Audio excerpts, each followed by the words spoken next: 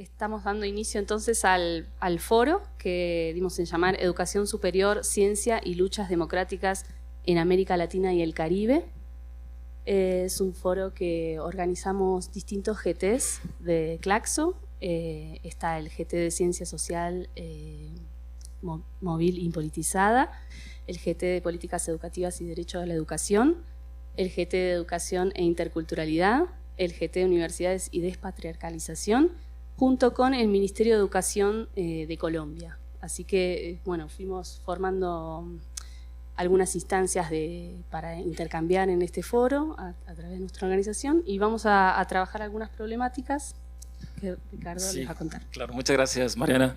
Bueno, para mí un gusto ser parte de este foro, como bien platicaba, coorganizado por 4 GTs. La verdad que es una política de Claxo, de integrarnos, de dialogar entre diferentes grupos que hemos venido trabajando. Y en este foro se aborda una problemática pues que finalmente todos conocemos, ¿no? Los problemas sociales no resueltos que tenemos continuamente allá afuera, ¿no? Desde la pobreza, la exclusión, la falta de democracia, la violencia. Y todos esos problemas generan cada vez más una expectativa en la educación superior, ¿no? Una expectativa tanto en las universidades como en la ciencia, en los investigadores, que nos vemos finalmente con una obligación, con una necesidad de dar respuesta a estas grandes expectativas, ¿no? Y creo que la educación superior puede cumplir 2 grandes funciones, ¿no? O ser parte de la solución, o a veces también ser parte del problema, ¿no? Las universidades se convierten a veces en reproductoras de los sistemas estratificados, reproductoras de las desigualdades, se convierten en campos finalmente donde se adoctrina también para seguir reproduciendo las hegemonías, seguir subordinando a nuestros países latinoamericanos, ¿no? Y creo que también ahí está la otra opción de poder convertirse en esos campos de emancipación, esos campos de construcción, de educación, de pensamiento crítico y de construcción de modelos alternativos, ¿no? Y uno de los activos principales que tenemos es, por medio de la educación, es el conocimiento que se convierta en un ente de constructor, un ente de constructor de las categorías que a veces damos ya por dadas, las naturalizamos, ¿no? Categorías como el patriarcado, hablando de algunos de los GTs, de los temas que trabajan, como las diferencias, las desigualdades, el racismo, las desigualdades de género, los eurocentrismos. Todas estas categorías pueden, gracias a la educación, gracias a la investigación, irse deconstruyendo, y es parte de lo que estamos trabajando en estos foros, en estos grupos de trabajo, con la tarea de ir reconstruyendo nuevas formas de pensar, nuevas formas de construir conocimiento, más participativas, más democráticas, donde hay una pluralidad de voces, ¿no? Los que históricamente han sido excluidos, que también sean partícipes de estas nuevas formas de producción de conocimiento, ¿no? Implica no solamente formas de producción de conocimiento, sino también formas de convivencia, de integrar al otro, de integrar al excluido, de hacer formas nuevas de organización, no solo interculturales, sino también intersectoriales, interdisciplinares, donde los otros tengan siempre cabida, ¿no? Y bueno, van a ser esta mañana 2 paneles, estamos organizados en 2 paneles. La discusión es el primero, que tiene por nombre Educación Superior, Política Científica, Debates y Disputas en la Región. Y el segundo, Desafíos Actuales y Futuros de la Educación Superior, Pluralidad de Voces y Horizontes Emancipadores. El primero sería de 8:30, más o menos a 10, 9:30, un receso, y el segundo a partir de las 10 de la mañana. Pues bienvenidos, muchas gracias a todos los GT con los cuales nos tocó dialogar para organizar este evento, que seguramente pues va a ser un espacio de diálogo muy rico. Sí, eso es muy importante lo que decía recién Ricardo del diálogo, ¿no? Porque la idea es que los paneles vamos a hacer presentaciones muy breves para después sí abrir paso a poder conversar, discutir, debatir entre todos y todas. Así que eso. Pues bienvenidos, gracias. Dejamos el espacio a los paneles.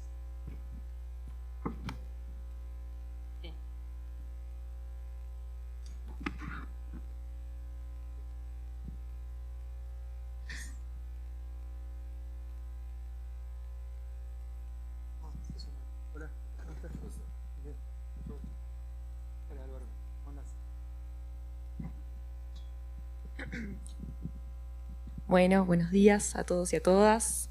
Un placer estar aquí compartiendo este espacio. Como decían Ricardo y Mariana, resulta un espacio muy interesante encontrarnos acá, 3 GTs, para compartir, debatir, intercambiar un poco sobre nuestras producciones, qué estamos discutiendo, qué estamos pensando. Realmente resulta un espacio significativo, así que esperamos que poder aprovecharlo este rato. Mi nombre es Melissa Kushnir, soy de la Universidad de Buenos Aires, de la Facultad de Filosofía y Letras de Argentina. Me toca moderar aquí este panel. Voy a ir presentando a los compañeros y la compañera que les toca exponer, y luego vamos a abrir un espacio de intercambio, de preguntas e intervenciones para que podamos seguir compartiendo entre todos. Bueno, arranca Guido, si les parece, hoy en orden aquí del espacio. Lo presento, Guido Ricono, es parte del GT de Ciencia Social Politizada y Móvil de la Universidad Nacional del Comahue, investigador del CONICET. Gracias, Mili. 10 minutos, ok. Son 40 y 41. Bueno, muchas gracias Mariana, Ricardo, Meli, gracias por venir, a todos y a todas, gracias por estar presentes en este panel que tuvo un recorrido bastante largo porque tuvimos muchas reuniones virtuales, tuvimos muchos intercambios, tuvimos muchos espacios de diálogo y debate para más o menos organizar por dónde iba a ir cada una de las exposiciones y cuáles eran los ejes de trabajo que nos interesaban abordar aquí. Yo estoy muy contento porque este panel me permitió adentrarme en algunas reflexiones que a veces la dinámica en la cual uno está sumergido laboralmente no permite ciertas reflexiones. Por eso me interesa especialmente traerles algunas ideas que son ideas que están en elaboración, es decir, no son ideas que están cerradas y que están dispuestas al diálogo, que las venimos trabajando, que las venimos conversando, que son parte de diálogos entre colegas, pero que son más que nada disparadores. La propuesta es traer algunos disparadores sobre el eje que nos convoca. Bueno, yo estoy en la Patagonia, vivo y trabajo en la Patagonia Norte, en la Universidad Nacional del Comahue, en Argentina. Soy patagónico también, aunque viví muchos años en Buenos Aires, y a partir de allí es que formé parte del equipo que organizó Judith Naidorf, que está presente aquí, y que es todo el ala izquierda de la presentación que estamos aquí, en la que estamos aquí. Y bueno, desde allí es que empecé a pensar algunas ideas vinculadas con, sobre todo, la ciencia, que es el eje a partir del cual se estructura nuestro grupo de trabajo.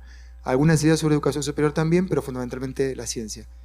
Y ver algunas ideas, esas ideas, insisto, son ideas que pueden llegar a ser un poco provocadoras, pero la idea es que discutirlas y en todo caso escuchar también a ustedes a ver qué les parece lo que tengo para decirles. Bueno, como nunca antes en la historia de nuestras tierras, hemos escuchado discursos y prácticas tan alejadas de la empatía, de la solidaridad, la igualdad, la búsqueda de sociedades más justas y equitativas. Como nunca antes había sucedido este discurso que se hizo política pública en la voz de trolls, agitadores, propagandistas, pagados por el Estado, funcionarios y legisladores que desconocen el más mínimo funcionamiento de cualquier ente estatal y de cualquier dimensión de la sociedad. Estamos hablando de Argentina, gobernada por Javier Milei. Creo que hemos tocado fondo y hoy, una vez más, aunque una vez más vemos que la destrucción de los resortes que supieron conseguir una sociedad más justa, equitativa, soberana e independiente, y estamos frente a dos sensaciones que se repiten permanentemente en nuestro país. La primera es la incredulidad y la segunda es el espanto, que diariamente se repiten. Solo para nombrar, para quienes no están en Argentina, algunas cosas que pasaron en las últimas 2 semanas.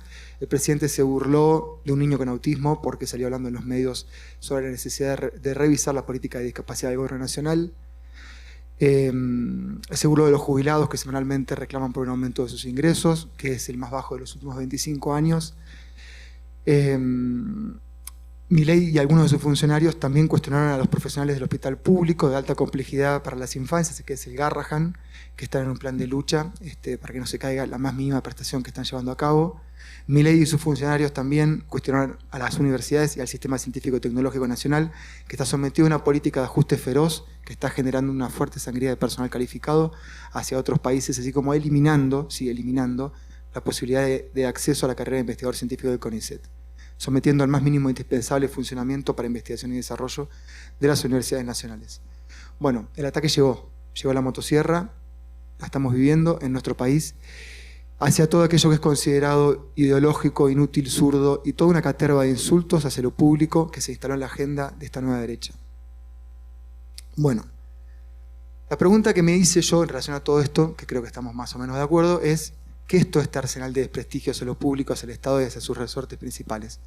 Voy a tratar de apoyarme en algunas lecturas que vengo haciendo y a tratar de arrojar algunas hipótesis para conversarlas con ustedes.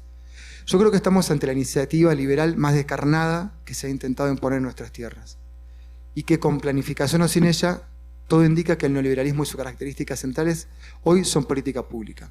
Y para eso quiero recordar algunos de los principios fundamentales del neoliberalismo porque me va a permitir a mí sostener el argumento que quiero sostener al final, las dos hipótesis que quiero sostener. El neoliberalismo se define fundamentalmente por la idea del libre mercado, de la privatización y de la mínima intervención del Estado en la sociedad, y sobre todo en el mercado.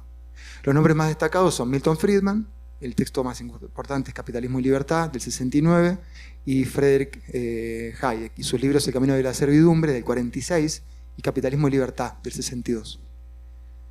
Me detengo aquí para tratar de entender cómo estos principios, sobre los que no voy a ahondar, porque más o menos los conocemos, se aplican para la actualidad argentina.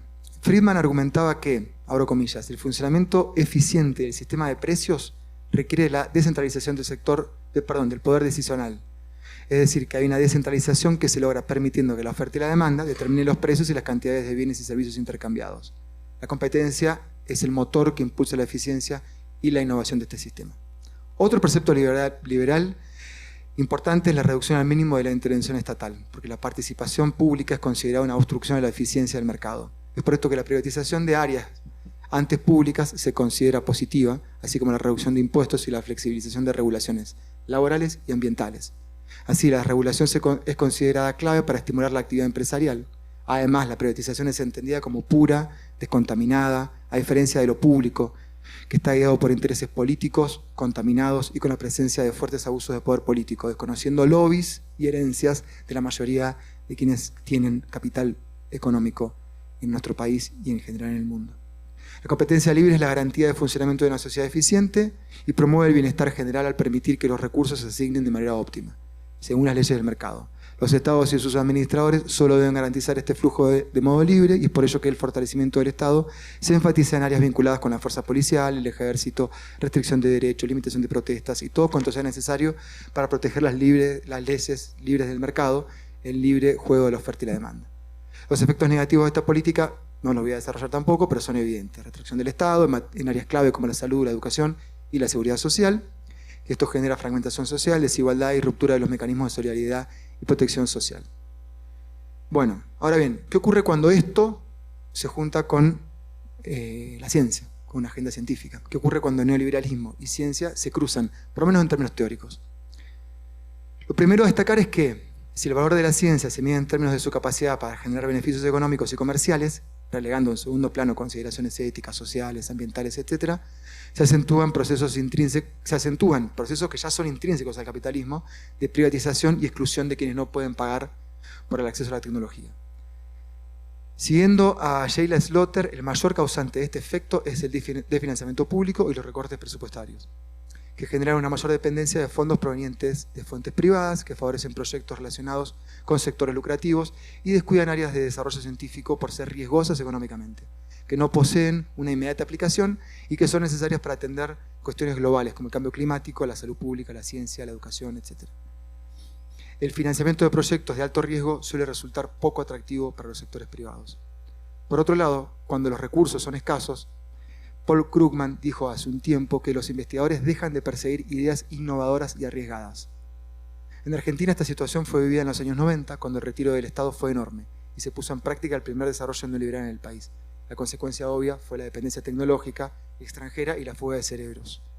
Las limitaciones al acceso a la educación científica y tecnológica y la desmedida tendencia hacia la privatización crean barreras financieras al acceso a la educación en todos los niveles, que en el nivel universitario se traduce en barreras al acceso al conocimiento, a la investigación y la innovación. Esta base ideológica no es neutral, descree la educación como un derecho, allí que quita el apoyo financiero al sistema público. Esto se traduce en reducción de oportunidades y un punto final para el proyecto de vida de la mayoría de nuestros jóvenes, quienes quedan marginados y excluidos del sistema. La política científica de las nuevas derechas latinoamericanas posee similitudes y diferencias con el neoliberalismo, creo yo, como todo el andamiaje de las políticas públicas y de la administración del Estado.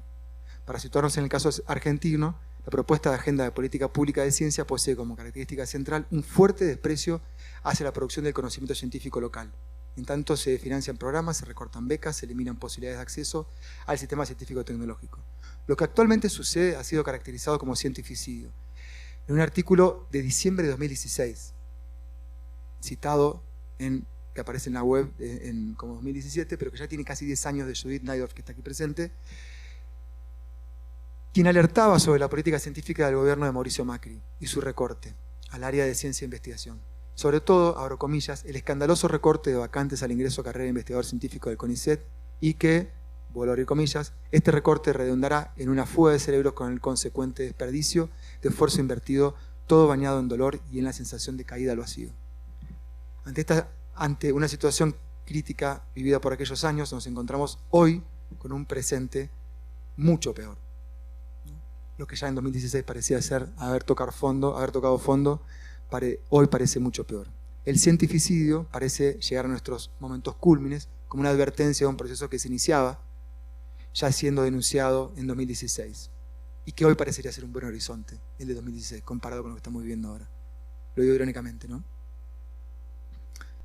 Bien, tenemos este contexto y tenemos este escenario. Ahora, en estas semanas me dediqué a estudiar, a leer, escuchar y a ver los discursos de Milei y repasarlos y extraer las partes en las que se refiere a la ciencia, nuestro presidente Milei, para saber un poco cuál es su concepto de ciencia. Un poco discutido con colegas. Creo que en los discursos de Milei no existe una crítica a la ciencia en tanto tal. No hay una crítica fuerte hacia el sistema científico. De hecho, el propio presidente ha esgrimido en favor del progreso y de la ciencia. Posee marcos teóricos y referencias que, si bien pueden ser cuestionables, provienen del discurso académico y científico. A diferencia de otros mandatarios de las derechas latinoamericanas, si pudiéramos llamar algo así como derechas latinoamericanas, al conglomerado de espacios políticos que intentan llegar al poder o que llegaron, centralizados en la figura de Trump, Bukele, Bolsonaro. A diferencia de ellos, decía, Milei sitúa sus opiniones con referencias explícitas a académicos. Habla de los ya citados Friedman, Hayek, von Mises, al español Jesús Huerta de Soto, entre muchos otros, de referencia teóricamente. A diferencia del grupo de las derechas, si pudiéramos llamarlo así, de lo que se ha llamado el neoliberalismo tardío en Argentina, incluso del gobierno de Macri ya citado, años 2015, 2020, 2019, yo creo que allí había un discurso menos estructurado, más volátil, menos riguroso y más vinculado con el alejamiento de la política de sus figuras principales. Nos hablaban de la revolución de la alegría, de los globos de colores, y que administraban lo público con la eficiencia e incluso hasta con cierto desprecio. Y no iban a fondo con los cuestionamientos ni con el ajuste tal cual lo conocemos. En cambio, el gobierno actual parece sistematizar un discurso riguroso en torno al cual se organizan políticas públicas. Si bien es cierto que entre todos los funcionarios solo el primer mandatario es capaz de sostener un discurso orgánico de esta naturaleza, su impronta y elocuencia en el marco de un sistema presidencialista como el argentino tiene un fuerte eco y funciona como aglutinador de sentido, no solo de las políticas, sino de los discursos que con menor tenor y consistencia sostienen sus funcionarios y los políticos libertarios. Entonces estamos en presencia de una política de ajustes al sistema científico-tecnológico, pero también un discurso que ancla sus raíces en el pensamiento científico y académico, y que incluso en reiteradas oportunidades, Milei ha sido fervoroso en sus argumentos a favor del desarrollo científico como condición de progreso de la humanidad. ¿Y por qué se produce este contraste entre una agenda sumamente restrictiva y un discurso a favor de la ciencia como motor del desarrollo nacional? Que es la pregunta que me hago, en el caso argentino. Dos hipótesis, a riesgo, que a simple vista pareciera ser alguna contradicción, ¿no? Pero tengo por lo menos dos hipótesis muy preliminares que me gustaría conversar con ustedes.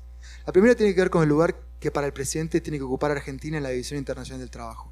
Y allí el lugar de país dependiente, productor de materias primas, y por ello país que aprovecha las ventajas comparativas de su tierra. En este supuesto, nuestro país, como toda Latinoamérica en su conjunto, tiene que proveer los recursos necesarios para su industrialización en el norte, Europa, Estados Unidos o China. La producción de conocimiento científico en este esquema pierde sentido, porque el lugar natural al que fue destinada nuestra patria, Argentina o todo el continente latinoamericano, es el de proveedor de materias primas, con escaso valor agregado. La ciencia es un gasto superfluo, ya que es en los países centrales donde tiene sentido, porque allí está ligada a la industrialización y a la producción tecnológica. Un investigador argentino llamado Eduardo Dworkin, bastante conocido, en un artículo reciente sintetizó una idea bastante conocida de hace muchos años en Argentina, pero que la traigo a colación. Comillas.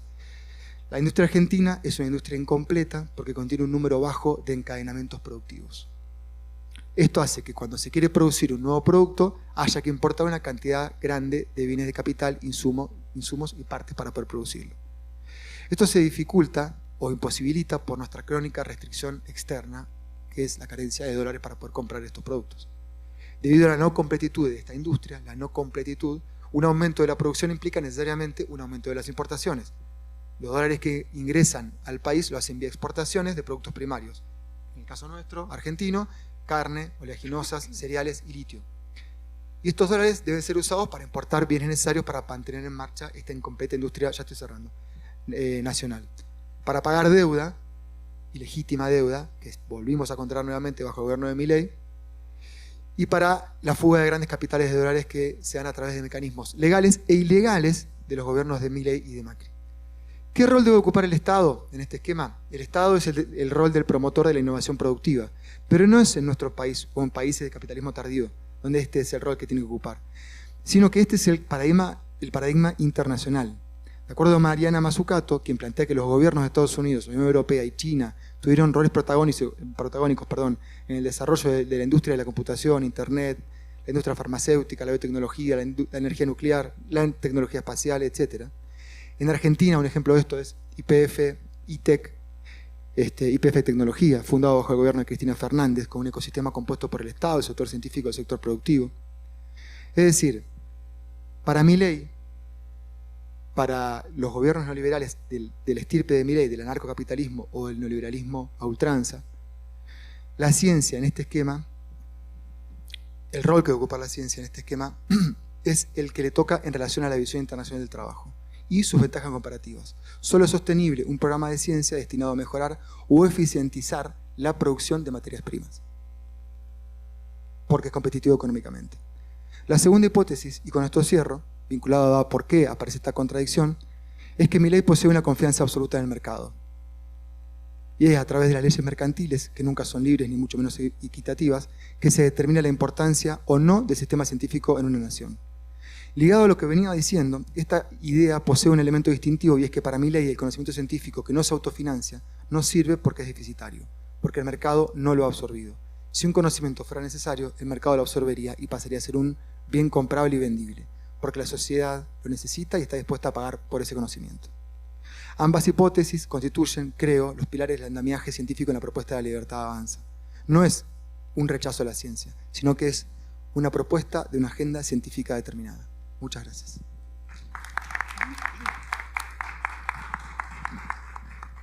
Muchas gracias, Guido. Continúa Javier Campos, del GT de Políticas Educativas y Derecho a la Educación de la Universidad Austral de Chile. Lo hacemos al final. Primero vamos a hacer las intervenciones y luego dejamos un espacio para preguntas. Bien, muchas gracias. Pensé en hacer una presentación liviana para conversar, pero finalmente el título de lo que les voy a hablar es La universidad frente al fin del mundo.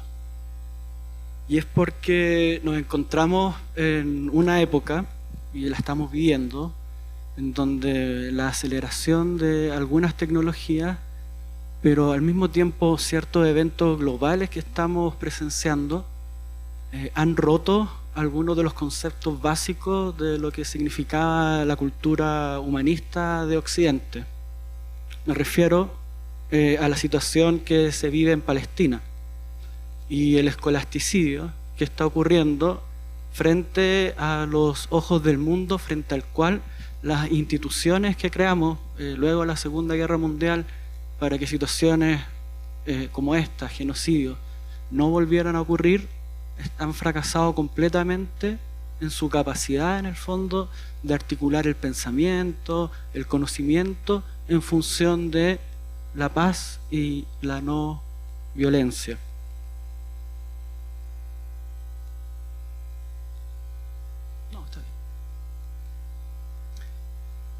Y en el campo de la universidad, que es el campo en donde constantemente surge la rebeldía, la protesta, el ataque también a las posiciones que defienden la humanidad de los palestinos, se ha convertido en una práctica sistemática de opresión, y lo podemos ver ahora en Estados Unidos muy claramente, lo que ha ocurrido en la Universidad de Columbia, lo que está ocurriendo con la Universidad de Harvard, en donde los gobiernos conservadores usan la excusa del terrorismo para aplicar prácticas de crueldad contra los estudiantes que defienden la idea de la humanidad del pueblo palestino y su derecho a la vida. Ese es el contexto, en el fondo, uno de ellos, porque hay diferentes aspectos de este contexto que están marcando una época que francamente no anticipamos, al menos en su mayoría, que estaríamos viviendo. Más allá, además, esta época se está vinculando con ciertas tecnologías de vigilancia apoyadas por la inteligencia artificial, que están convirtiendo la represión del conocimiento y la disensión dentro de las universidades en una estrategia casi perfecta. Estábamos viendo, por ejemplo ahora, que el gobierno de los Estados Unidos está obligando a las universidades a usar programas de reconocimiento facial para identificar a los estudiantes que protestan, para aplicar sanciones a ellos que, en el caso, por ejemplo, de ser estudiantes internacionales, implican la cancelación de sus visas y la expulsión del país. Esa es una de las razones por las cuales Harvard está defendiendo ahora. Lo que quiere el gobierno de Estados Unidos es que Harvard facilite sus grabaciones para poder establecer medidas contra los estudiantes que protestaron en los acampes pro-Palestina. Y otras formas de tecnología. Estábamos estudiando el caso de la Universidad de Penn State, en donde usaron la misma universidad la tecnología de localización de los celulares para identificar a un estudiante que hizo un rayado en una estatua y ir a su casa, quitarle el celular y someterlo a un proceso sancionatorio. Entonces, la forma en la que el conservadurismo está aliándose con la tecnología para el control de las disidencias dentro de los espacios académicos se está perfeccionando cada vez más. Existen proyectos también vinculados al sionismo, como el Canary Project, no sé si lo ubican, que es muy parecido a lo que ocurrió en Brasil con Escuelas Sin Partido, en donde grupos doxean a académicos que también hablan y defienden la posibilidad y la humanidad del pueblo palestino. Entonces, ahí hay un contexto internacional que de alguna manera, al menos en Chile, nosotros tendemos a copiar mucho lo que ocurre en el norte, y las tecnologías de represión, en el fondo, que se están ensayando en las universidades, están convirtiéndose en formas muy favorables de controlar, en el fondo, el pensamiento crítico. Por otro lado, y esto ya es más personal, que es la segunda idea, estamos viviendo, al menos en Chile, y no sé cuál ha sido su experiencia, quizás podemos conversar también un poco de eso, un avance impresionante en el uso de la inteligencia artificial generativa por los estudiantes, de una forma en la cual yo me pregunto qué es lo que están pensando por sí mismos y qué implicancias tiene construir un pensamiento que está constantemente co-construyéndose en relación con una tecnología de la cual no tenemos absolutamente ningún control. Y esta cosa solamente va a seguir avanzando. O sea, nosotros lo vivimos con las redes sociales, nosotros entendemos cómo los algoritmos de estas grandes compañías son capaces de identificar perfiles a niveles muy casi individuales para enviarte la información que ellos saben te va a mantener conectado al teléfono y te van recompensando en relación con eso. Y es una cosa que yo también vivo, al menos en mis clases, que es la imposibilidad de los estudiantes de estar sin mirar su celular por más de, no sé, 20 minutos. Es una cosa compulsiva. De hecho, también pues los Estados Unidos, los estados que están demandando en el fondo a las compañías de tecnología por su uso en menores de edad, están usando los mismos esquemas de demanda que se usaron en los 80 contra las tabacaleras, porque lo que se sabe es que esta tecnología tiene una capacidad de adicción, y la capacidad de adicción se da por la forma en que comprenden cómo funciona nuestro cerebro, y eso aplicado al aprendizaje y aplicado al aprendizaje en la educación superior nos pone también en un escenario bastante complejo, en donde podemos como docentes perder la relevancia en estos espacios. Y esto no es algo que va a ocurrir en 20 años, es algo que es un mediano e incluso yo diría a corto plazo. O sea, en unos 5, incluso unos 10 años más vamos a estar ya compitiendo en nuestras aulas contra programas que van a saber exactamente cómo funcionan nuestros estudiantes neurológicamente y qué imagen presentarles, cómo masticarle los textos y cómo en el fondo construirle su sistema de conocimiento y pensamiento casi con mínima intervención de otros. Y eso también nos pone en un escenario, en el fondo, que por eso yo llamo como de fin del mundo, en donde lo que estamos, o la pregunta a la que estamos llegando es, bueno, ¿qué relevancia entonces va a tener la universidad tradicional, la universidad que nosotros hemos construido en la construcción de las futuras generaciones y en la construcción del conocimiento?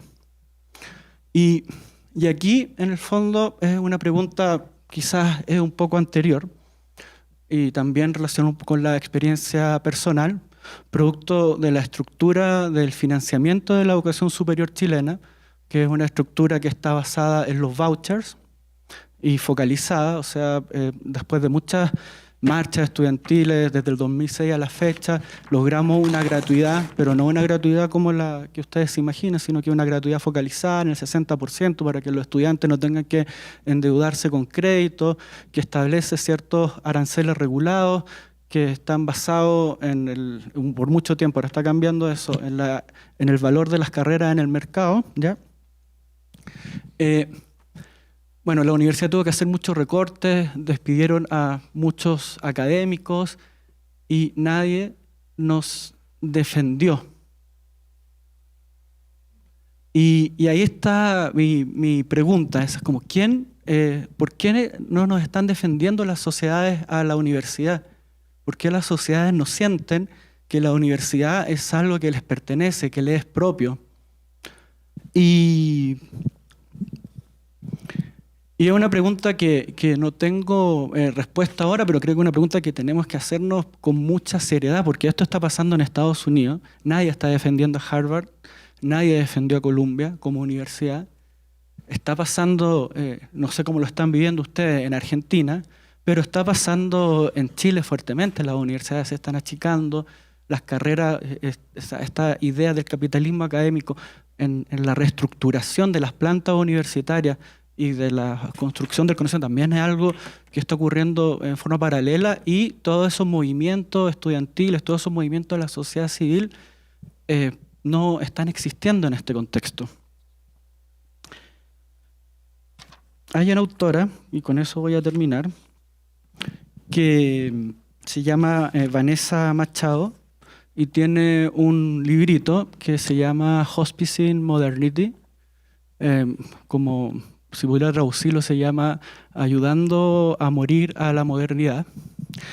Y su tesis, que se parece un poco a la tesis que establecía Audre Lorde hace muchos años, que ella se preguntaba si uno podía destruir la casa del amo usando las herramientas del amo. Su tesis es que no se puede pensar lo que viene desde la forma en que estamos construidos ahora, como en nuestra forma de conocer, en nuestra forma de pensar. Que todos los otros mundos posibles que imaginamos, los imaginamos desde esta forma de pensamiento y todos son diferentes iteraciones de la modernidad. Entonces lo que dice ella es que nuestro rol es ayudar a esta modernidad a morir, ayudar a las instituciones de la modernidad a morir bien, para que desde otro lugar se puedan crear cosas nuevas que son impensables por nosotros. Yo no sé si estoy completamente de acuerdo con esa idea, es un poco trágica, pero sí me ayuda a pensar al menos en una cosa, y es que en el contexto de capitalismo académico en el cual existimos hoy día, donde claramente, y ahí lo planteaban también, nos está costando mucho pensarnos distinto, porque tenemos que estar en esta productividad, etcétera. Estamos pudiendo pensar la universidad que va a tener que existir en el futuro luego del fin del mundo. Yo no sé, también lo dejo ahí como respuesta, o sea, como pregunta. La quinta leemos y vamos a discutir.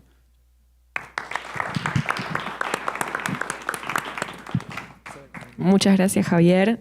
Continúa tomando la palabra Mariana García Palacios, del GT Educación e Interculturalidad de la Universidad de Buenos Aires, Facultad de Filosofía y Letras. Buenísimo, gracias. Yo preparé solos para que vean algo distinto. No tiene mucho contenido el Power, pero sí para ver algunas imágenes de lo que fuimos trabajando en el GT de Educación e Interculturalidad. En diálogo con las compañeras y compañeros del GT decidimos aprovechar este espacio para presentarles un poquito lo que hemos venido haciendo para pensar la educación superior desde una perspectiva intercultural crítica. El GT de Educación e Interculturalidad nació en el 2016 y si bien no abordamos solo el nivel superior, sino distintas experiencias formativas de niños, niñas y jóvenes, tanto dentro del sistema escolar como por fuera del sistema escolar, distintas experiencias formativas que podemos caracterizar como interculturales. Sí nos hemos, algunas integrantes y algunos integrantes del GT han venido profundizando en este nivel de la educación superior y entonces nos interesaba un poquito contarles qué es lo que estamos pensando. Si querés pasar... Bueno, estas son algunas cosas de las que estuvimos haciendo. Estuvimos armando un mapa digital sobre las lenguas originarias en América. Lo traemos acá a la conversación porque uno de los ejes o de las preguntas que nos vamos a hacer respecto de la educación superior tiene que ver con el espacio para el lugar que ocupan y el lugar que se otorga y que disputan las lenguas indígenas de América. En todo el sistema escolar, pero también en el nivel superior. Van a ver distintas, pasamos otras, como les dije, es simplemente ilustrativo.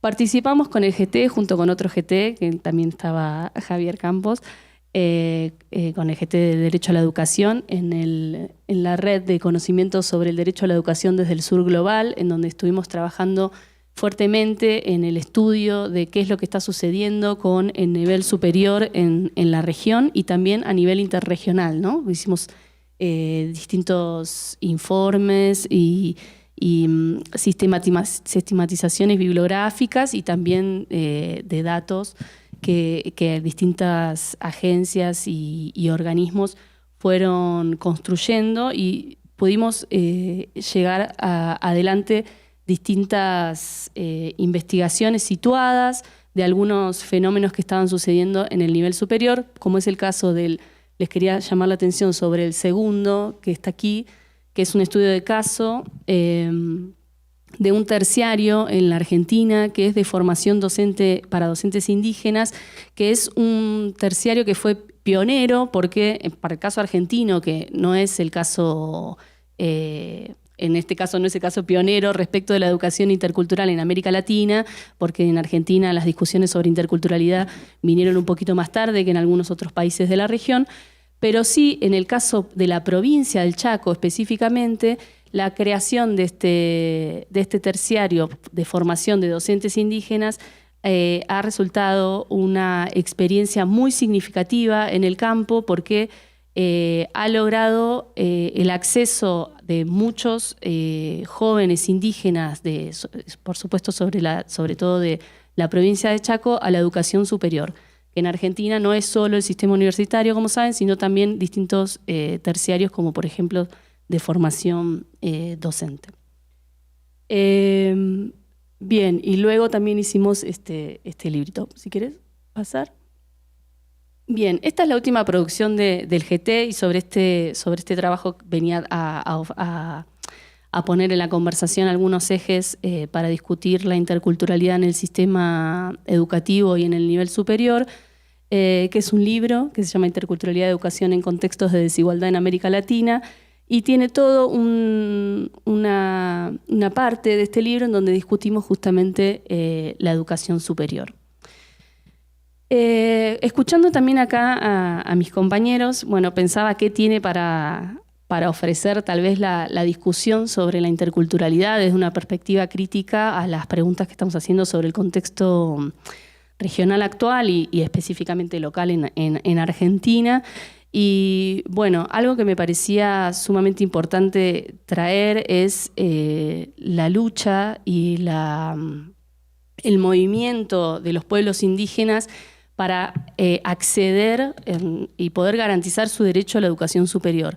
La educación intercultural, sobre todo en Argentina, pero en otras partes de la región, está básicamente, si bien está sancionada constitucionalmente como un derecho para los distintos niveles educativos, se ha concentrado en el nivel básico, un poco está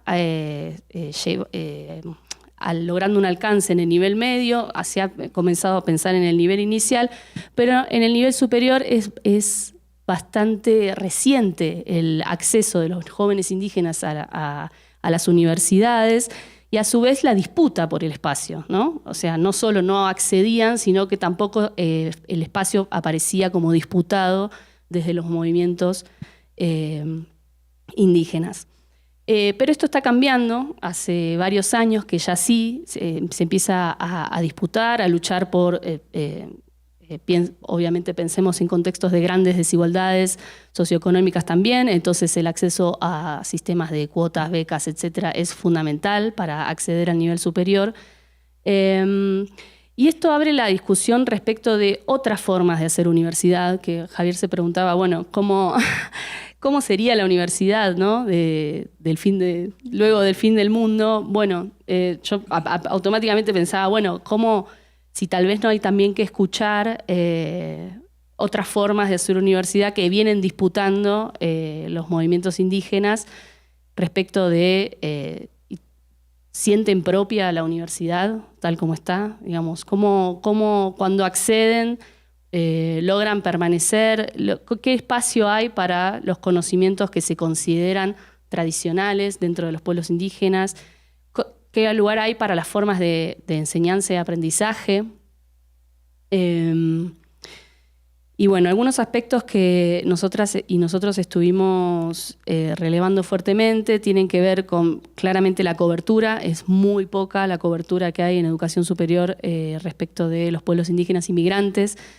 Y sobre todo el alcance que tiene la interculturalidad en términos, diría incluso conceptuales, ¿no? En distintos países como Bolivia, Ecuador y México, la interculturalidad está permeando todo el sistema educativo, o por lo menos se ha propuesto formalmente que sea algo que alcance a todo el sistema educativo de todos y todas, digamos, y no solo específico de pueblos indígenas inmigrantes. En Argentina eso todavía es una deuda. En Argentina la educación intercultural bilingüe al día de hoy es una modalidad del sistema educativo, una de las 8 modalidades, que si bien en la Constitución y las leyes habla de los beneficios que todos y todas tendríamos de acceder a la educación intercultural y a la idea de atacar o de contrarrestar las prácticas racistas y los discursos racistas en el sistema educativo, Como modalidad, es una modalidad a la que acceden los niños, niñas y jóvenes indígenas, no tanto así migrantes, habría que discutir esto también. Y entonces es una deuda también en términos conceptuales del alcance que tiene la perspectiva intercultural en el sistema educativo. En ese sentido también los jóvenes indígenas de Argentina, pero también de la región, que acceden a la educación superior, en general tienen una... 2 minutos. Ven muy acotada su elección de lo que pueden estudiar, digamos, ¿no? Obviamente que por cuestiones socioeconómicas, pero también por distintas demandas de sus propias comunidades también. No hay una elección de carrera como nosotros lo entenderíamos tal vez en términos individuales de quiero estudiar tal cosa, sino que eso está intrínsecamente vinculado con las demandas también de las propias comunidades de origen.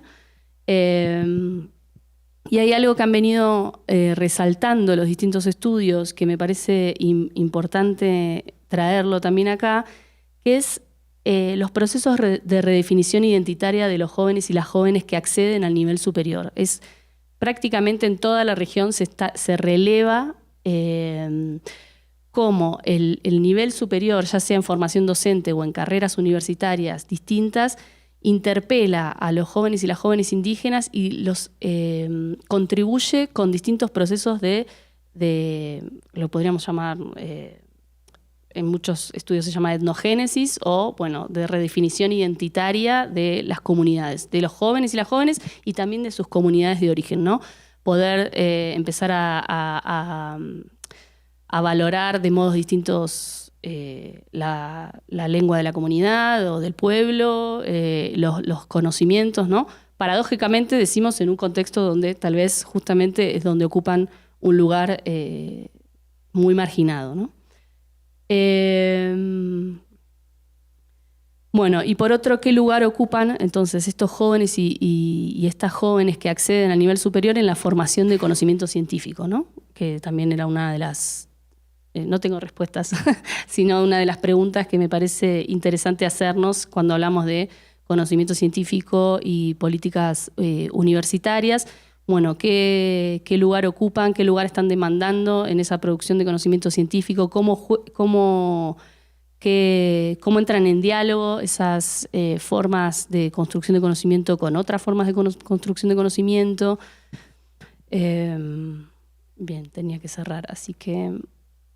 Sí, bueno, y sobre todo resaltar entonces que bueno, lo venimos conversando mucho en la organización del foro, la necesidad que tenemos de poder pensar estas cuestiones de manera interseccional, si se quiere, porque bueno, obviamente yo no lo mencioné acá, pero no es lo mismo tampoco ser una mujer indígena que un hombre indígena. Los jóvenes y las jóvenes acceden a distintos derechos, tienen garantizados distintos derechos de acuerdo a también la cuestión y las desigualdades de género. Y bueno, son todas como cuestiones que estaría bueno que empezáramos a pensar en vinculación, ¿no? Bueno, gracias.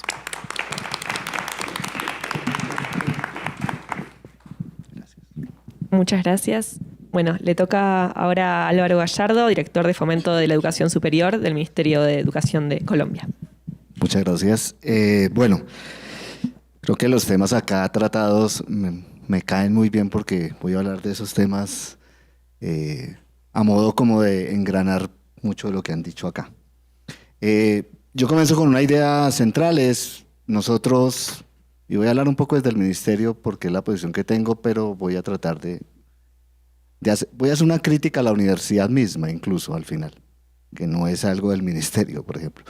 Pero creo que es importante hacerla también en este debate. Pero voy a comenzar con una idea fundamental que tenemos. La idea central es derecho a la educación, para nosotros es derecho al conocimiento público, derecho al aumento del conocimiento público de la sociedad. En ese sentido, pues la sociedad colombiana pues, no ha garantizado el derecho a la educación, porque el conocimiento es, como también lo dijeron acá, es producto de una necesidad económica y de unas lógicas de producción y acumulación. ¿qué debemos hacer para garantizar el derecho a la educación? Es la pregunta que quiero hoy plantear. Y para eso voy a comenzar con el enfoque liberal, porque el enfoque liberal es el enfoque dominante a partir del cual yo haré una crítica al mismo. Los liberales, por ejemplo, hay un filósofo de la educación muy importante, Philip Kitcher, ha hecho un balance muy bonito. Ha dicho, la educación, los estudiantes son engranajes de la maquinaria destinada a aumentar la productividad y a garantizar que la nación siga siendo competitiva, lo dice él. Y me parece interesante ese balance de los liberales. Los mismos liberales progresistas han dicho, bueno, la educación está al servicio de unas lógicas de acumulación y de productividad. Y que eso es una idea muy sesgada de lo que es el ser humano. Sí, es una idea sesgada del ser humano y eso está bien. Yo creo que... Pero aquí es donde empieza la ruptura. Aquí es donde empieza la ruptura con el liberalismo. Para los liberales, ¿qué debería ser la educación? Enseñar a vivir. Que los estudiantes deben encontrar los intereses que quieran dirigir, es decir, el estudiante debe decir qué quiere estudiar. Y al final, el objetivo es formar personas felices. Yo creo que ahí está una idea equivocada. Muy bonita, pero equivocada. Y es que los seres humanos podemos elegir. Y que siempre que podemos elegir, logramos la felicidad. Entonces uno se pregunta, bueno, ¿qué elegimos en la sociedad latinoamericana? ¿Qué es lo que elegimos como en esto? Y yo creo que aquí hay que marcar esa elección en el escenario de dos injusticias que existen en el desarrollo del conocimiento. Lo que llamamos injusticias estructurales, cierto marxismo, hay injusticias estructurales en nuestra sociedad. Y hay injusticias epistémicas, que es un poco con la discusión con el feminismo, la discusión con los pueblos originarios, la discusión con los afros, etc. Bueno, y entonces, ¿cómo lograr garantizar el derecho a la educación cuando existen estas injusticias? En las injusticias estructurales creo que Colombia en este gobierno ha avanzado mucho. ¿Por qué ha avanzado mucho? Porque la idea fundamental es garantizar la gratuidad de la educación pública y llegar a diferentes lugares donde nunca la educación superior se había considerado como una posibilidad. Yo siempre que voy a las conferencias digo, en Colombia es un país que parece una franja presidencial. La educación está en toda la zona andina, Bogotá, Antioquia, toda esta zona grande del centro del país, un poquito de la costa, marginando al resto de la costa, la mitad de la costa, y un poquito del Pacífico, que es Cali, el Valle y esas zonas. Pero el resto del país, la Amazonía, la Orinoquía, la zona frontera con Venezuela, la gran parte de la franja del Pacífico y la gran parte del Atlántico no tiene educación superior. Y muchas veces ni siquiera la educación media llega a ser total. Bueno, creo que este gobierno ha avanzado mucho en lograr la mayor inversión en educación superior. Por primera vez en la historia, Colombia ha pasado el presupuesto de educación por encima del militar. Eso dice muchas cosas. Y adicionalmente hemos llegado a muchas zonas donde antes no habíamos llegado. Y eso es bueno porque eso hace que las personas consideren que hay una posibilidad en educarse. Pero eso resuelve la injusticia estructural, pero no resuelve la injusticia epistémica. Y ahí el gran culpable de que esa injusticia no se logre son las mismas instituciones de educación. Y yo creo que hay que ser autocríticos los docentes sobre su situación y sobre su futuro. Ya que decían, bueno, ¿qué va a ser la universidad en el futuro? Yo creo que aquí hay un problema. ¿Por qué? Porque los territorios tienen conocimientos. Y nosotros, en lugar de mirar el territorio el conocimiento territorial, miramos el conocimiento de afuera. Miramos los rankings, miramos cómo nos metemos en los sistemas de estructuración de ciencia y tecnología. Y creo que hay un balance fundamental en la historia del conocimiento en el mundo a través de las lógicas de acumulación, y es que el conocimiento divide el trabajo intelectual del trabajo manual. Esa división que hablaba Son Rettel, un marxista de la escuela crítica. Hay una división en la sociedad entre trabajo manual y trabajo intelectual. Antes esa división era mucho más marcada, porque antes se decía, bueno, el trabajo manual es el trabajo que hace el obrero en la fábrica y el trabajo intelectual son estos pensadores de la élite del conocimiento. Hemos avanzado un poco en eso, en la masificación de la educación y ahora buscando la universalidad de la educación. Sin embargo, hoy en día el trabajo manual adquiere otro matiz. Y ese trabajo manual se alimenta de la inteligencia artificial. Porque en ese mundo de hoy seguimos sosteniendo la dicotomía de trabajo manual y trabajo intelectual, solamente que formando mucho más a las personas a que sean instrumentales. Y la instrumentalización es la última forma de trabajo manual. Es la moderna forma, la actual forma de trabajo manual. Y esa separación la gente la elige. La elige porque considera que estudiar eso es importante para su desarrollo y su éxito individual. Entonces, ¿cómo logramos resolver esto? ¿Cómo resolvemos estas injusticias epistémicas? Y aquí viene un tema que en Colombia ha sido muy importante, y es el CEIP, el Sistema de Educación Indígena Propio, creado este año. El sistema indígena propio lo que busca es la creación de un conocimiento a partir del conocimiento territorial de los pueblos originarios. Creo que ese es un camino muy interesante. Los afros también están tratando de crear su sistema propio.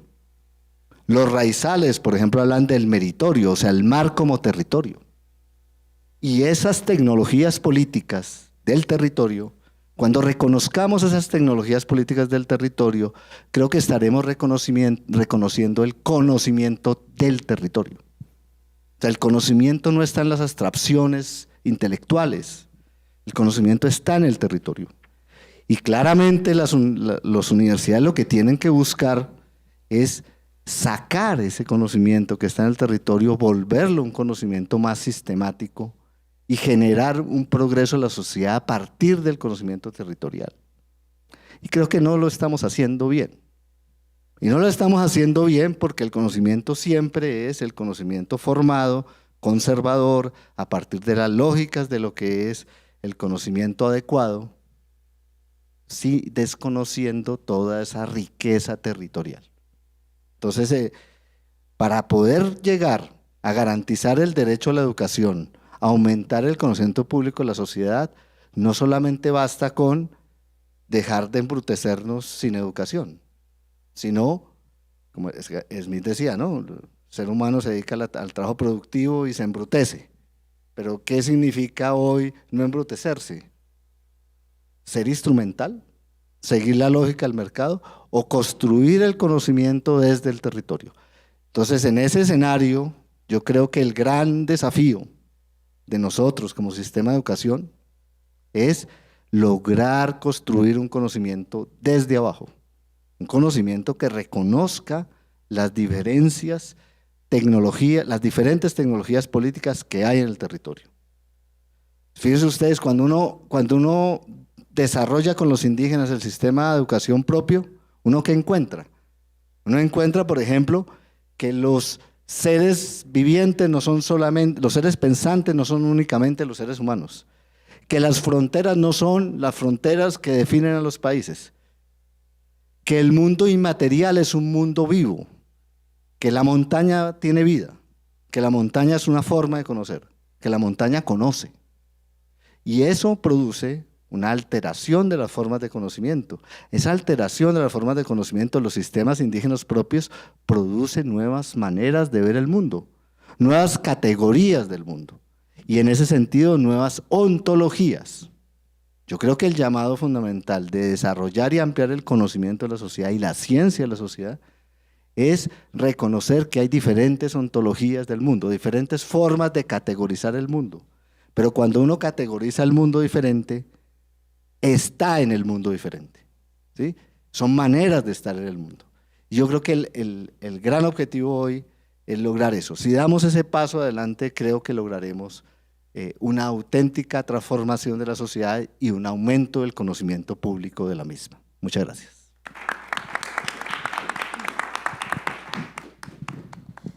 Bueno, muchas gracias a todos y a todas. Encontramos distintas líneas de debate para pensar muy interesantes, ancladas, por supuesto, cada uno desde su país, su territorio, pero me parece que nos enriquecen para poder pensar la región en términos de pensar los avances y los retrocesos que estamos viviendo, los distintos procesos educativos y los procesos políticos en relación al avance de los derechos de la educación superior, también al avance y también al desmantelamiento de las políticas científicas, que sin duda estamos también viviendo en muchos de nuestros países. Y, por supuesto, poner en duda el lugar de la universidad, ponerlo en duda, defendiéndolo y también repensándolo justamente para transformarlo. Así que, bueno, abrimos un poquito el debate, estamos pasaditos de tiempo, pero vamos a dar unos 10-15 minutos para poder conversar. Ahí el compañero estaba con la mano levantada. Bueno, un cordial saludo a todos los integrantes.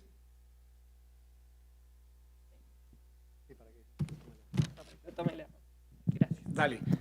Un cordial saludo a todos los participantes en el foro. Mi nombre es Diego Barón, economista de la Universidad Pedagógica y Tecnológica de Colombia, UPTC, en Tunja, Boyacá, Colombia. Tengo varias inquietudes a propósito y apreciaciones sobre lo que fueron las intervenciones. Sin embargo, primero quiero hacer un aporte al debate en materia de lo que es precisamente este evento que convoca a los horizontes y transformaciones para la igualdad. Es un debate en términos de plantear que la educación como derecho solo se constituye en la educación pública, que la educación privada no es un derecho, la educación privada es un servicio que se adquiere en el contexto del libre mercado, en el mismo contexto que se adquiere una mercancía. Y que en ese sentido uno esperaría que este tipo de conferencias abriera un gran debate a nivel internacional sobre la categoría de derecho, es decir, qué significa realmente la categoría y la conceptualización de la educación como derecho. Y en ese sentido lo que encontramos es que quien garantiza la educación pública es el Estado en el contexto precisamente de ese acceso de las diferentes poblaciones. Y aquí viene un debate de fondo y es por qué las políticas de gratuidad son focalizadas y excluyentes. Y si bien el gobierno Petro en Colombia ha avanzado, cuestión que saludamos, en materia de política de gratuidad, no hemos logrado pasar de una política de gratuidad a una política de educación como derecho que cobije a todo ciudadano independientemente de su condición socioeconómica y su estrato social, su condición de color de piel, independientemente del lugar de nacimiento, si es campesino, afrodescendiente, indígena, independientemente de su condición en el contexto del conflicto armado y social, o independientemente de su clasificación en el grupo del CISBEN 4 que tenemos aquí en Colombia. Y en ese sentido el debate está planteado en términos de pasar a una política de educación como derecho, que todo ciudadano que sea admitido en una institución de educación superior o educación pública goce desde que se matricula hasta que se gradúa de la educación como derecho. Ese es el debate de fondo, porque hoy lo que tenemos en América Latina son políticas de gratuidad que en realidad son focalizadas y excluyentes. Y en ese sentido también tenemos una mirada de debate de fondo que hay que plantear y es la siguiente tesis: los recursos públicos para la educación pública. Porque también hemos encontrado cómo muchos de los gobiernos, tanto de derecha como de centro y desgraciadamente de izquierda, como sucedió en el gobierno colombiano actual, intentaron entregarle recursos públicos a la educación privada. Por eso tocó también movilizarnos en tumbar la ley estatutaria de educación como derecho que promovió la exministra Aurora y que es un debate con el compañero aquí del Ministerio de Educación Nacional. Porque infortunadamente en el proyecto de ley que se estaba tramitando estaban intentando darle recursos públicos a la educación privada.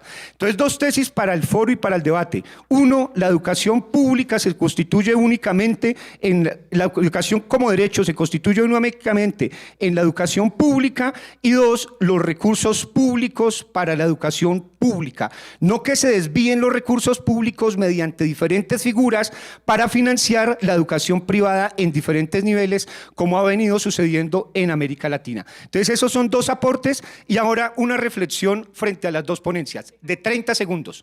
Yo creo que, y me aparto de la lectura que vos haces del discurso científico de Milei.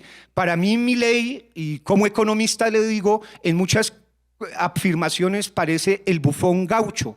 Es decir, cuando yo escucho en la conferencia de Davos del año antepasado que el Producto Interno Bruto entre el año 0 y el año 1800 fue mayor al Producto Interno Bruto de los últimos 300 años, digo, carajo, ¿quién está hablando? Parece que ni fuera economista. Y lo digo con el mayor de los respetos a los compañeros y a los colegas argentinos.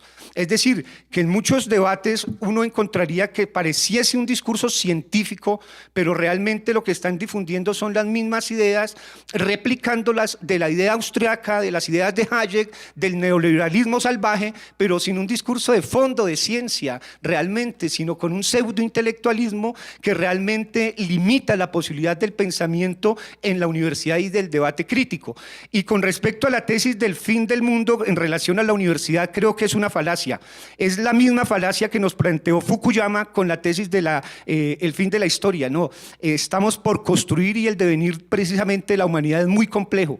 Y allí viene precisamente el debate del devenir a propósito de lo que es el concepto de educación como derecho, más allá de lo que nos ha implementado e impuesto el modelo de producción neoliberal y el modelo de producción capitalista. Gracias y disculpen. Muchas gracias. Continuamos con las intervenciones. Pedimos que sean un poco más breves, así tenemos tiempo de tener una vueltita de intercambio.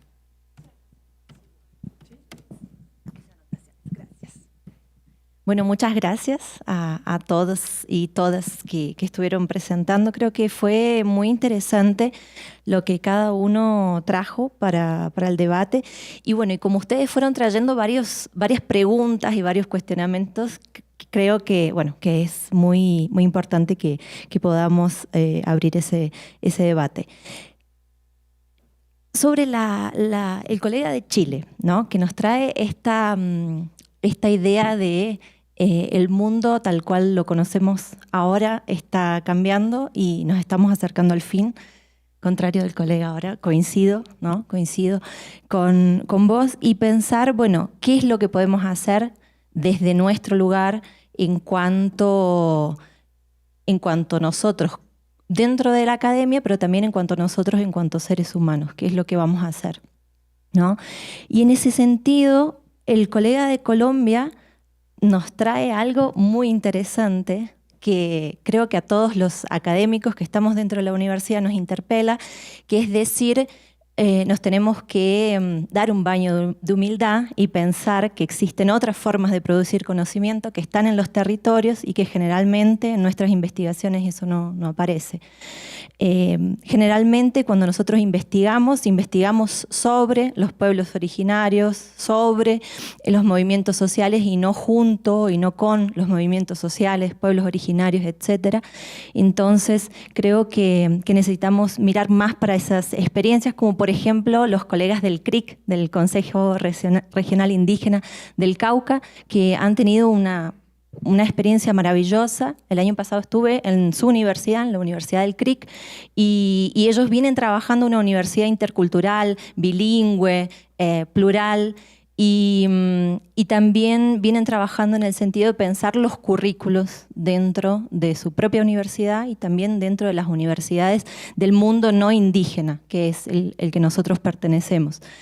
Y para eso creo que la interculturalidad, como colocaba ahora la colega del Grupo de Trabajo de Interculturalidad y Educación, creo que puede ser un gran aliado, ¿no? Para pensar si ese fin del mundo, tal cual lo conocemos hasta ahora, y la universidad, etcétera, la interculturalidad puede ser un camino posible, ¿no? Pensada desde una forma crítica, pero también cómo vamos a construir eso en nuestras universidades, siendo que nuestras universidades pertenecen a un mundo eurocéntrico, a un mundo moderno, colonial, etc. Y en ese sentido creo que tenemos un gran trabajo para hacer y necesitamos mirar más para esas experiencias, porque nuestros currículos todavía están muy encriptados y para eso creo que las fronteras, los espacios, los entrelugares que cada uno de nosotros en cuanto a profesores, investigadores, etcétera, pueda crear es fundamental. Y en ese sentido también concuerdo con Guido que existe... nosotros tendemos, ¿no? Así como menospreciamos a esos conocimientos y saberes ancestrales, también menospreciamos a aquellos que vienen y que nos gobiernan y creemos que son locos o que vinieron, que aparecieron de un día para el otro, pero también creo que hay algo sistematizado y que está planificado y que por atrás también hay todo un proyecto que sustenta esos modelos. Muchas gracias. No sé si hay, Ricardo. Sí, un tema así muy rápido también por cuestión de tiempo. Me parece que transversalmente las diferentes ponencias tocan una relación del individuo con las estructuras. La reflexión es qué nos lleva a pensar dentro del concepto de libertad. Libertad del estudiante frente a las estructuras opresoras, libertad del estudiante frente a los mecanismos de control con la información, con los datos, ¿no? Con la cuestión de la instrumentalización de los sujetos, ¿no? Creo que fue de alguna manera transversal. El sujeto va perdiendo de una u otra forma su libertad frente a los condicionamientos que le van determinando lo que tiene que hacer, ¿no? Para la reflexión. Gracias.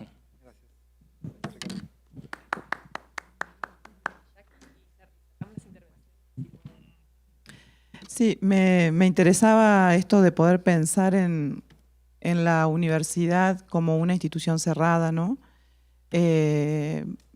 Conservadora.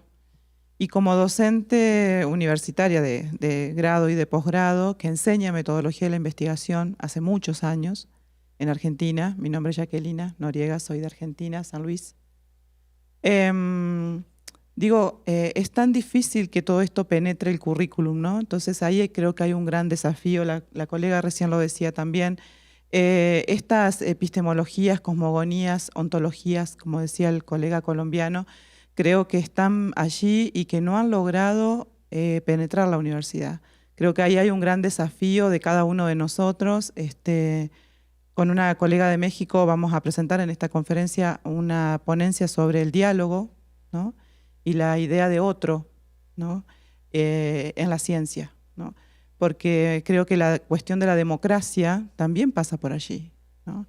No solamente el desafío, la libertad, como decía recién Ricardo, sino el derecho, como decía el otro compañero, también la democracia y la paz, que es un tema que tanto nos interpela en la actualidad, también tiene que ver con esto, ¿no?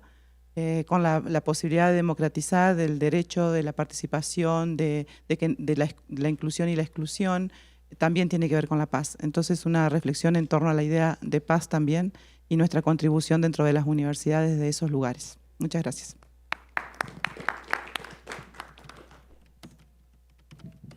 Tenemos unos pocos minutos. No sé si alguien quiere.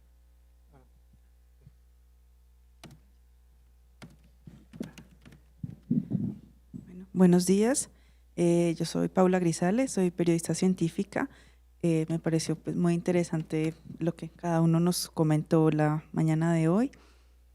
Pues evidentemente estamos como ante una crisis de la educación superior, pues por lo menos en nuestro país es muy común ahora escuchar que cada vez menos jóvenes quieren apostarle a estudiar una carrera universitaria, pasarse entre 4 y 5 años estudiando y luego llegar a un mercado laboral que les parece o bueno, que es difícil, ¿cierto? Entonces, bueno, quisiera escuchar sus reflexiones en torno a quizás cuáles son esos cambios que podríamos atrevernos a hacer desde la educación superior para responder cada vez más a, pues sí, a un espacio académico que es cada vez menos atractivo para nuestros jóvenes. Gracias. Tenemos pocos minutos, sí. Así que algo muy cortito. Muy cortito. Para ser breve, le agradezco las intervenciones y felicito a los colegas y a la colega por las que tuvieron. Voy a tratar de decir algo en relación a lo que Álvaro, Julieta, Ricardo, Jackie y Paula comentaron, pero bueno, muy sintéticamente. Yo creo que es importante, así como hubo una reforma, voy a decir algo no vinculado con lo que yo expuse, sino con la educación superior. Así como, y retomo lo tuyo, lo último. Así como hubo una reforma del 18 en Argentina que movilizó y reformó las estructuras democráticas y las cátedras universitarias hace ya más de 100 años y que se extendió en toda América Latina, yo creo que es necesario repensar una nueva reforma de la educación superior, teniendo en cuenta lo que dijeron los compañeros, la compañera y las intervenciones de ustedes dos, porque creo fervientemente en que los mecanismos de cambio tienen que ser democráticos, plurales y tienen que hacer intervenir a todos los actores de la comunidad educativa para pensar una nueva universidad. No sé si es el fin del mundo, pero sí con nuevos desafíos que tienen que ver con la inteligencia artificial, que tienen que ver con la duración de las carreras, que tienen que ver con las adolescencias, las juventudes en América Latina y en el mundo en general, y su nuevo transitar, y una infinidad de cuestiones que están atravesando la educación superior. Yo creo que es necesario partir de ese eje y pensar algún principio ordenador para discutir colectivamente cómo hacemos para transformar nuestro sistema de educación superior. Pero sí creo que tiene que ser participativo, no puede ser hecho por especialistas reunidos en un despacho, como generalmente se hacen estas políticas científicas o científicas educativas a nivel superior. Creo sí también allí que debemos empezar a pensar, y retomo algunas de las palabras de algunos funcionarios y políticos argentinos de otros gobiernos, de otros momentos, de la idea de pensar el Estado eficiente. Yo creo que debemos volver, si hay alguna deuda que nos dejaron los gobiernos que intentaron ampliar la idea de derecho a la educación entre los años, la primera década del 2000, es pasar de un estado asistencial a un estado eficiente, implica repensar los resortes que organizan a los estados nacionales. Si bien fueron importantes esos estados asistenciales porque sacaron de la pobreza a mucha gente, en el caso argentino, brasilero, es bien claro eso, habría que repensar el rol del Estado en función de su eficiencia, creo que es importante. Y por último, retomo una idea vinculada con el derecho a la educación, y solamente, Álvaro, si estás por allá, decirte que creo que debemos discutir el derecho a la educación, pero también empezar a adjetivarlo al derecho a la educación y empezar a pensar en el derecho a la educación social. Eso significa que es la sociedad la depositaria del derecho a la educación. ¿Qué significa esto? Bueno, en Argentina, por ejemplo, la única marcha o concentración grande de todo el arco social opositor a Milei, la que lo logra hacer a la universidad. Cuando se toca al sector universitario, la sociedad en su conjunto, podríamos decir, mayoritariamente se expresa en contra de Milei. ¿Qué significa eso? Que la sociedad argentina posee como anticuerpo la idea de que cuando se toca a la universidad se está tocando no solamente el derecho individual del acceso de un estudiante, sino que se está eliminando la posibilidad de que haya mejores ingenieros para que hagan mejores puentes, que haya mejores enfermeros para que se cure el conjunto de la sociedad, que haya mejores arquitectos y arquitectas que puedan diseñar estructuras y obras públicas para goce y disfrute de todo el conjunto del pueblo, y no solamente el derecho al acceso a la educación, la permanencia y el egreso. Es decir, que no solamente un derecho individual a la universidad, sino también pensarlo como derecho social, que me parece que es el desafío de nuestras tierras. Bueno, y dejo la palabra a... En orden. Dale, creo que está trabado. Ya, voy a decir tres cosas. Uno, y esto puede ser quizá muy polémico, pero la idea del derecho a la educación es una idea que está implementada también pues, desde los 40, desde los 60, en relación con los derechos humanos. Y estamos viendo en este minuto cómo los derechos humanos más elementales, el derecho a la vida, está siendo violado frente a nuestros ojos constantemente, cada día, y lo vemos por internet, en imágenes, y al parecer el mundo no está haciendo mucho en relación con eso. Nadie puede detener eso.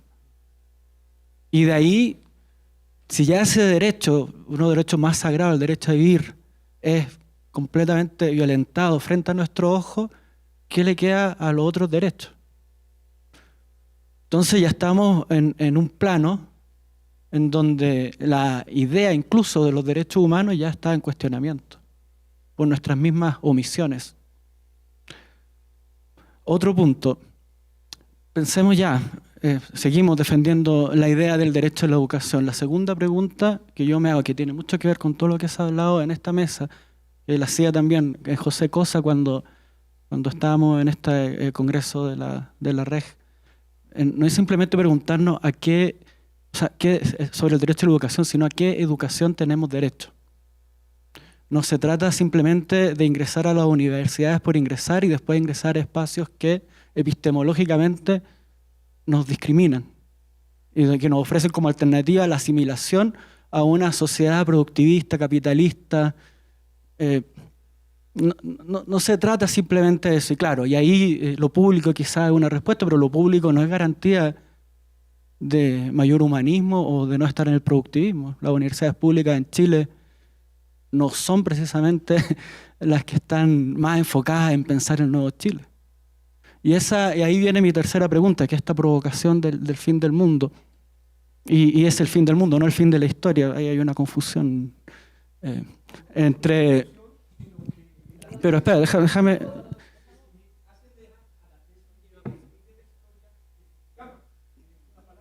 Ya, bueno, esta idea de Vanessa, la idea de acompañar a la modernidad a morir, es una idea, por eso yo dije ya polémica en sí, pero lo que a mí me gusta de esa idea es que lo que nos dice es que es muy difícil pensar desde los esquemas de la modernidad soluciones distintas a lo que estamos experimentando. Y mi provocación es esa, es como es muy difícil pensar desde una cultura universitaria basada en el productivismo, en el capitalismo, una universidad, otra como la que tiene que nacer para realmente como establecer lo que ojalá venga después de lo que estamos viviendo.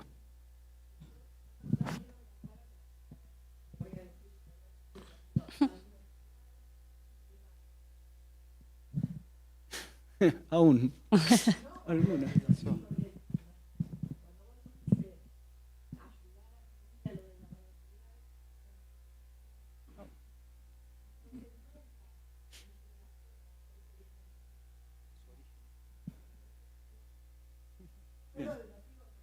Dale.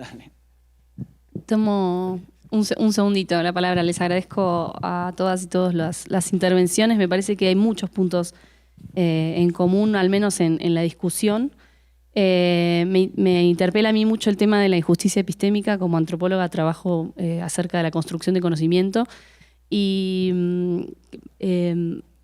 estaba pensando cuando les escuchaba esto de construir conocimiento con otros, ¿no? Que es algo como que decimos mucho y sostenemos, y por supuesto que yo también lo sostengo, de realmente evitar la incomodidad de construir conocimiento con otros, porque a veces lo decimos y lo decimos muy bonito, digamos, pero hacerlo es muy difícil, es conflictivo. Estaba pensando...